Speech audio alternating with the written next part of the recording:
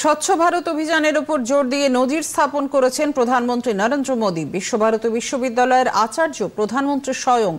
তাই এই বিশ্ববিদ্যালয়ের উপাচার্য পৌষ মেলার মাঠ পরিষ্কার করতে নিজেই এগিয়ে এসেছেন।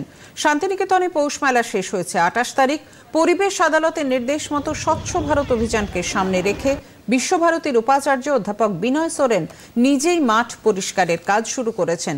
তার সঙ্গে রয়েছেন অধ্যাপক, কর্মী এবং আধিকারিকেরা।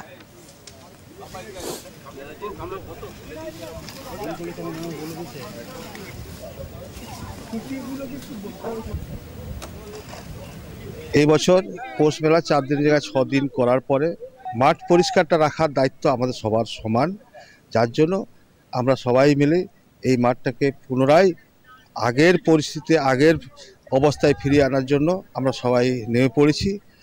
কারণ এটা একটা বিশ্ববিদ্যালয় অঙ্গন, যেখানে আমাদের এই মাঠকে পরিষ্কার রাখার দায়িত্ব আছে।